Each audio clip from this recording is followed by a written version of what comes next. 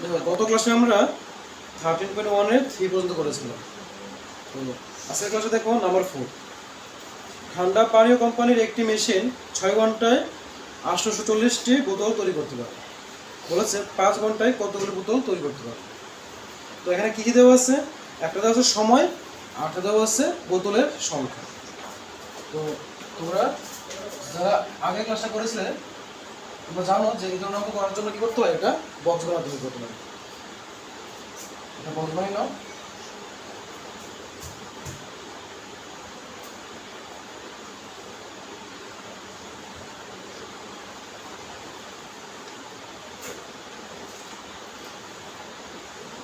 দেখো প্রথমে হলো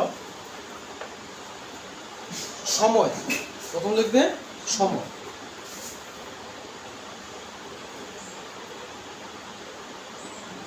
এবং সময়টা দেওয়া হচ্ছে কিসে? ঘন্টা, ব্র্যাকেটে ঘন্টা লিখবে। তারপর বলেছে বোতলের সংখ্যা, বোতলের সংখ্যা।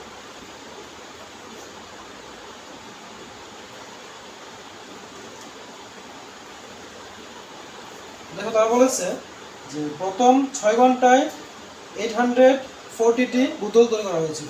তো ঘন্টা জাস্ট 6 লিখবে 6 ঘন্টায়, আর বোতলের সংখ্যা হয়েছে 840। তারপর কোশ্চেন করেছে 5 ঘন্টায় কতগুলো বোতল তৈরি করতে পারে। তো সময় হলো 5 ঘন্টা, সময় লিখলে 5, কিন্তু বোতলের সংখ্যা আমরা জানি না, তাই এটা যদি আমরা x1 ধরি, এটা x2, এটা y1 হলো, এটা y2, আমরা y2 ধরে নিই। যেহেতু আমরা বোতলের সংখ্যাটা ধরে নিলাম, তোমরা লিখবে নিচ্ছি যে ধরি 5 ঘন্টায়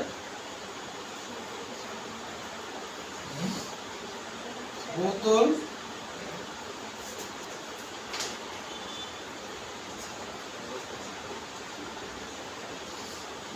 y2 সংখ্যা।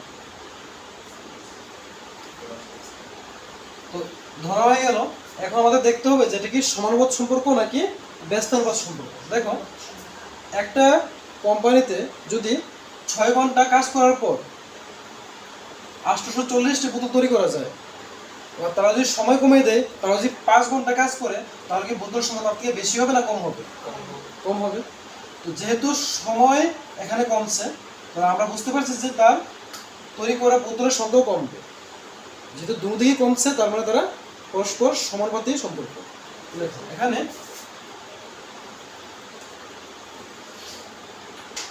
সময় ও বোতলের সংখ্যার মধ্যে সমানুপাতিক সম্পর্ক, সময় ও বোতলের সংখ্যার মধ্যে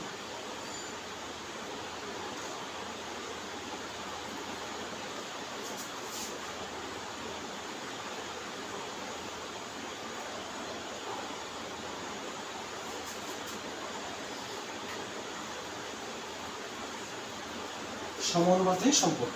তাহলে হয়ে গেল। তো আমরা জানি যদি সমানুপাতিক সম্পর্ক হয়, তাহলে সূত্রটা ছিল x1 by y1 equal to x2 by y2। তাহলে বা দেখো কেন x1 বলতে আমরা কোনটা বুঝি? এটাকে, এটা হলো x1, এটা হলো x2, এটা হলো y1, এটা y2 দেওয়া আছে। x1 বাই y1, x1 হলো 6 বাই 840 ইকুয়াল টু x2 হলো তো 5, y2 দেওয়া নেই, y2 বা দেখো আমরা যদি কোনাকুনি গুণ করি 6 ইন্টু y2 হবে 6y2 ইকুয়াল টু, এখানে দেখো 5 দিয়ে 840 কে ইন্টুটা না করে তোমরা ইন্টু বসে রেখে দাও, 5 ইন্টু 840 বা y2 ইকুয়াল টু, দেখো y2 এর সাথে 6 ইন্টু অবস্থা ছিল। তো আমরা জানি কোনো সংখ্যা যদি ইন্টু অবস্থা থাকে, সে যদি ইকুয়াল টু লেফট সাইডে থাকে এবং রাইট সাইড নিতে হয়, তখন সে ইন্টু উল্টো হয়ে যায় ডিভাইড, সে নিচে চলে আসবে। উপর হবে 5 ইন্টু 840। আবার দেখো নিচের 6 দিয়ে উপরে 840 কে আমরা কাটতে পারি। কীভাবে দেখো তো? 6 1 যা 6, 6 দিয়ে প্রথম আমরা 8 কে কাটবো, তাহলে 6 1 যা 6, 6 2 যা 12, বেশি হয়ে যায়, 6 1 যা 6 ছিল এখানে 8, 6 1 হয়েছে 6, বাকি থেকে কত 2, 2 এসে এই পরের ডিজিটের আগে বসে, 2 আর 4 মিলে 24 হয়, আর 6 এ টিল করলে 6 4 যা 24, 6 4 যা 24, আর 0 0 লিখবে। তোমরা দেখো কি রইল এখান থেকে 5 রইল ইনটু 140, নিচে 1 নিচে 1 লিখতে হয় না, ইকুয়াল টু, তো ইনটু করলে 5 ইনটু 0, 5 0 যা 0, 5 ইনটু 4, 5 4 যা 20, 10 হলো 2, 5 1 যা 5, 5 আর 2 এ 5 গুণ হয় 7, তো आंसर চলে আসবে কত 700। একটু লিখে দাও, 5 ঘন্টায় বোতল তৈরি করবে 700, 5 ঘন্টায়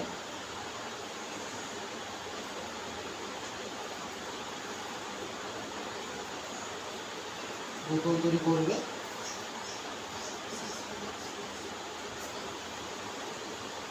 700।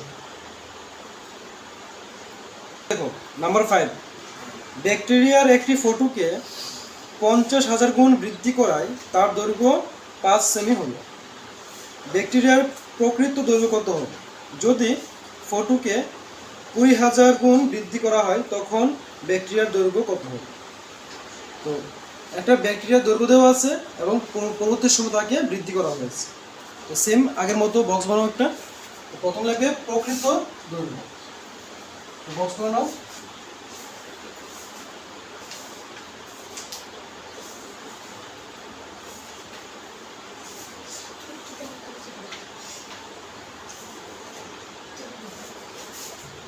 প্রকৃত দৈর্ঘ্য,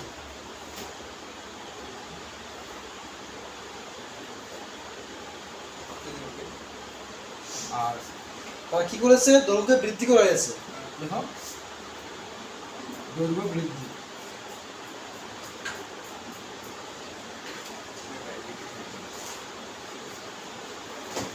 দেখো তারা বলেছে যে প্রথম যদি 50,000 গুণ বৃদ্ধি করা হয় তখন তার দৈর্ঘ্য হয় কত 5 সেমি। বৃদ্ধি করা হয়েছে 50,000 গুণ, 50,000 লিখে নিচ্ছে, আর তখন তার দৈর্ঘ্য বলেছে 5 সেমি। তারপর বলেছে যদি 20,000 গুণ বৃদ্ধি করা হয়, বৃদ্ধিটা নিচ্ছে 20,000 লিখে নিচ্ছে,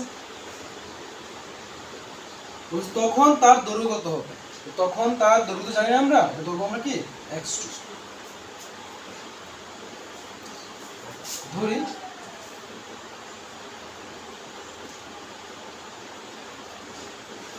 কুড়ি 20,000 গুণ বৃদ্ধি করলে ব্যাকটেরিয়ার দৈর্ঘ্য হবে x2।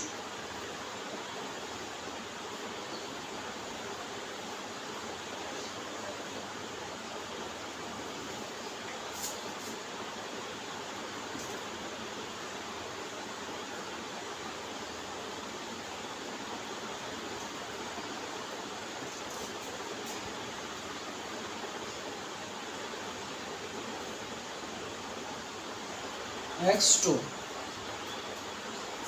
এবং তারা এটা দিয়েছে সেমিতে, এবং সেমি লিখবে x2 সেমি, দৈর্ঘ্যটা হলো সেমি, সেমি লিখে দাও। দেখো এবার দেখো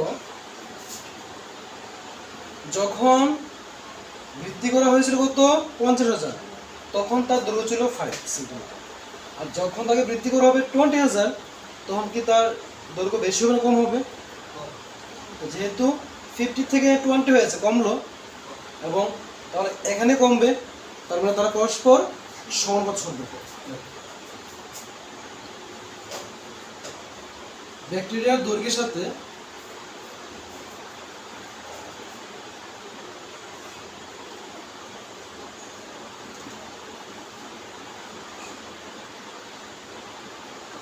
ব্যাকটেরিয়ার দৈর্ঘ্য ও দৈর্ঘ্য বৃদ্ধি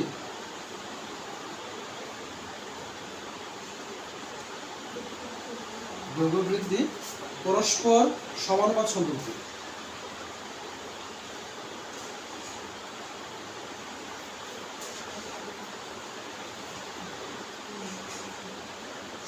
দেখো যেহেতু তারা পরস্পর সমানুপাত সম্পর্ক, তাহলে আমরা সূত্র জানি, সুতরাং x1/y1 = x2 বাই y2 বা দেখো x1 কত এখানে 5 বাই y1 হলো 50,000 ইকুয়াল টু x2 জানি না আমরা, x2 থাকবে, y2 হলো 20,000। বা আবার দেখো কোনাকুনি গুণ করলে 50,000 সাথে x2 আসে, 50,000 লিখে ইন্টু x2 ইকুয়াল টু, এদিকে দেখো 5 এর সাথে ইন্টু হবে 20,000 ইন্টু 5 বা x2 ইকুয়াল টু টার্ম দাও একটা, দেখো x2 এর সাথে যে 50,000 ইন্টু অবস্থায় আছে সে নিচে চলে আসবে আর বাকিটা হবে উপরে। এখন দেখো 1 2 3 4 চারটা শূন্য উপরে, 1 2 3 4 চারটা শূন্য কাটলাম, এখানে 5 5 কাটলাম, x2 কত থাকে আমরা এখানে 2। তার মানে কি বুঝলাম যে যদি ব্যাকটেরিয়ার দৈর্ঘ্য 20,000 গুণ বৃদ্ধি করা হয় তখন তার দৈর্ঘ্য হবে কত 2 সেন্টিমিটার। আচ্ছা লিখে দাও।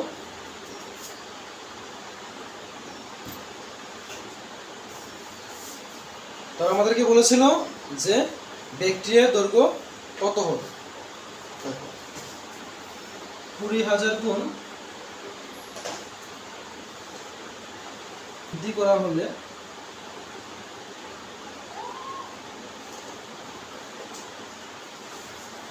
ব্যাকটেরিয়ার দৈর্ঘ্য হবে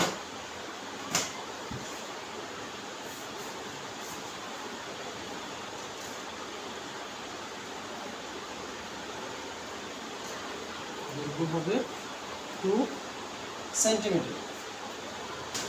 দেখো এটার মধ্যে আরেকটা লাইন বলেছিল যে ব্যাকটেরিয়ার একটি ফটোকে 50,000 গুণ বৃদ্ধি করলে তার দৈর্ঘ্য 5 সেন্টিমিটার হয়, তখন ব্যাকটেরিয়ার প্রকৃত দৈর্ঘ্য কত হবে।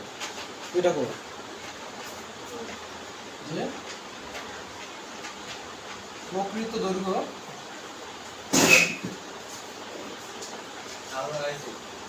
হবে,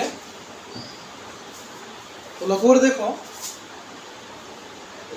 দেখো তুমি 5 কে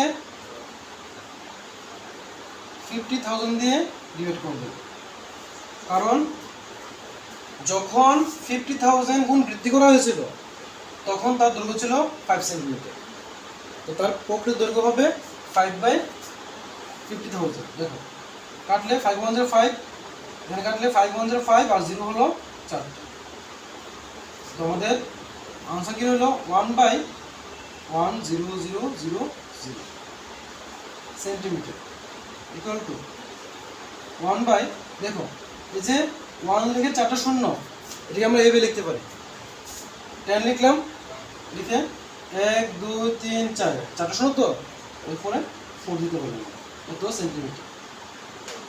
আর এটাকে যখন আমরা উপরে নিয়ে যাব 1/10⁴ আছে, তো এটা যখন উপরে নেবো এটা হয়ে যাবে 10⁻⁻4 সেন্টিমিটার, 10⁻⁻4 সেন্টিমিটার। কারণ সূচকের একটা নিয়ম ছিল যে যদি এরকম থাকে 1/a থাকে আমরা a⁻1 লিখতে পারি, 1/a² থাকলে লিখতে পারি a⁻²। তো ওই যে সূত্র ছিল, ওই সেই সূত্র অনুযায়ী দেখো এটা 1/10⁴, তো এটাকে যখন আমরা উপরে নিয়ে যাবো, দেখো এটা 2 ছিল, উপরে গেলে কি হয় মাইনাস চলে আসে একটা, সেমভাবে এখানে 4 ছিল, উপরে গেলে একটা মাইনাস চলে আসে, ঠিক আছে। তারপর নাম্বার 6 দেখো কি বলেছে, কোনো একটি জাহাজের নমুনায় মাস্তুলের উচ্চতা 9 সেমি, যদিও প্রকৃত জাহাজের মাস্তুলের উচ্চতা 12 মিটার, যদি জাহাজের প্রকৃত দৈর্ঘ্য 28 মিটার হয় তবে নমুনা জাহাজের দৈর্ঘ্য কত হবে।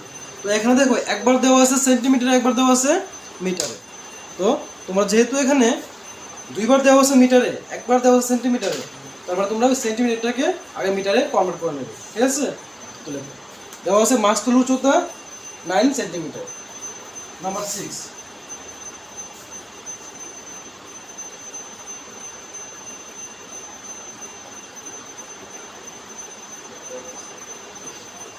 মাস্তুলের উচ্চতা ইকুয়াল টু 9 সেন্টিমিটার। তো এই সেন্টিমিটার থেকে আমরা মিটারে কনভার্ট করে দেব। তো সেন্টিমিটার থেকে মিটারে কনভার্ট করার সিস্টেমটা কি, যদি আমরা সেন্টিমিটারকে 100 দিয়ে ডিভাইড করে দেয় তখন সে মিটারে চলে যায়। মিটার তো মানে হলো কি, দেখো তো এটাকে তোমরা ডিভাইড করতে পারবে আর 9/100 কে।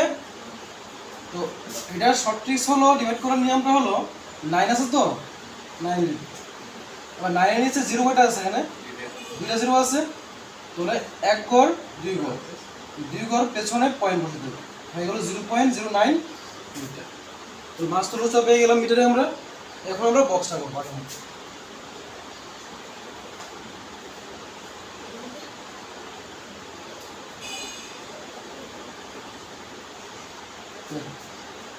তো এখানে দুইটা ক্যাটাগরি আছে, কি কি আছে, একটা প্রথম বলেছে মাস্তুল উচ্চতা, আর তারপর বলেছে প্রকৃত জাহাজের মাস্তুলের উচ্চতা। ঠিক আছে, একটা হলো নমুনা জাহাজ, একটা হলো প্রকৃত জাহাজ। প্রকৃত জাহাজের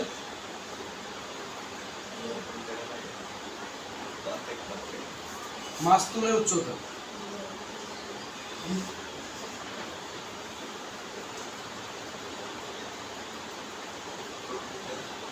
প্রকৃত জাহাজের মাস্তুলের উচ্চতা, আর নিচে লিখবে নমুনা জাহাজের মাস্তুলের উচ্চতা।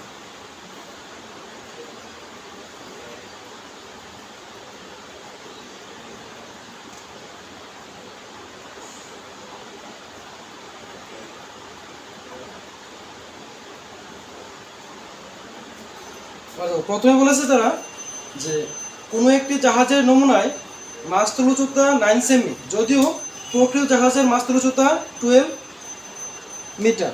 তো প্রকৃত জাহাজে দেওয়া আছে প্রথমে 12, উচ্চতা আছে মিটারে 12 মিটার, আর নমুনা জাহাজের মাস্তুল উচ্চতা ছিল 9 সেন্টিমিটার। তো 9 সেন্টিমিটারকে আমরা মিটারে কনভার্ট করে নিয়েছি, কত আসলে এটা 0.09। তারপর বলেছে তারা যদি জাহাজের প্রকৃত দৈর্ঘ্য 28 মিটার হয়, তাহলে প্রকৃত হলো এটা, প্রকৃত যদি 28 মিটার হয় তাহলে বলেছে নমুনা জাহাজের মাস্তুল উচ্চতা কত হবে, হবে y।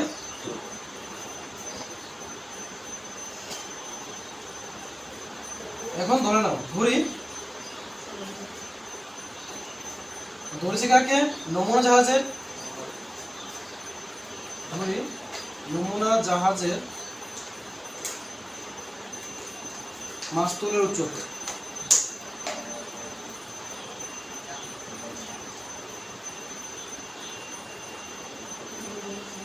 y2 metre.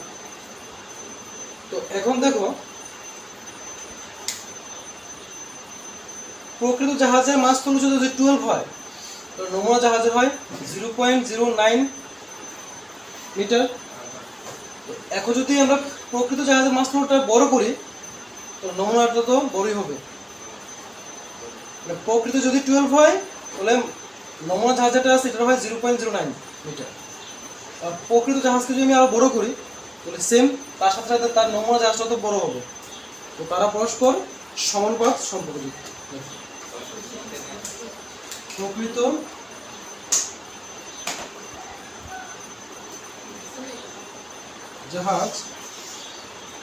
জাহাজের মাস্তুলের উচ্চতা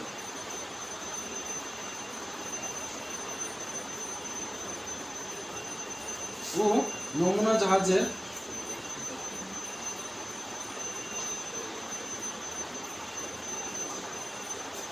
মাস্তুলের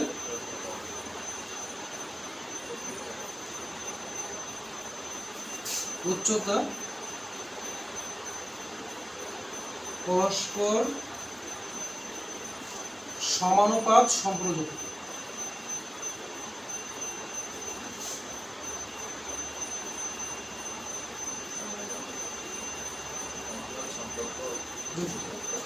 যেহেতু সমানুপাত সম্পর্ক, তো আমাদের সূত্র কি হবে, সুতরাং x1/y1 = x2/y,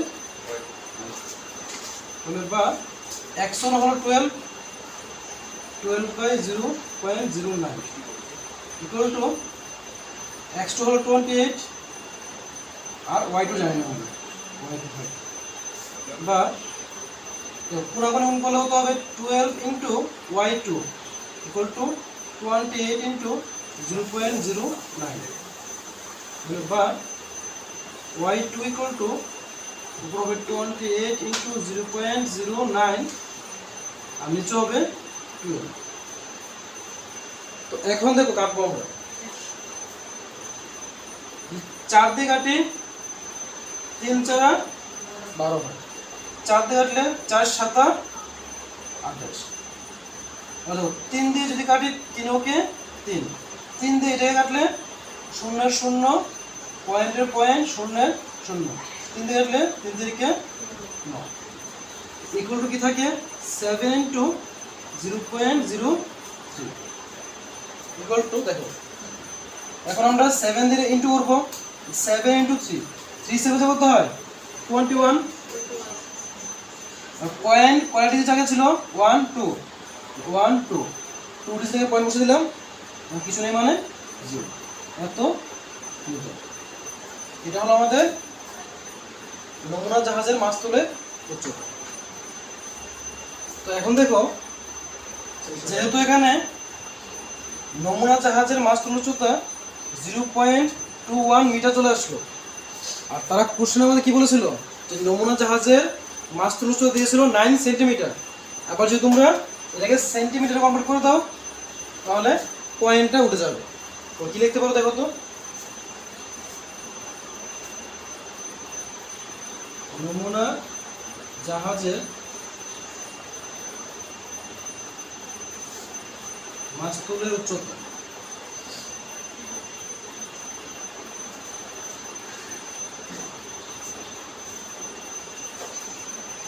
দেখো এখন আমরা এটাকে যদি আমরা সেন্টিমিটার করে দিই 0.21 ইন্টু, তো মিটার থেকে যদি আমরা সেন্টিমিটার কনভার্ট করি তাহলে 100 দিয়ে ইন্টু করতে হয়, 100 দিয়ে ইন্টু করতে হয়।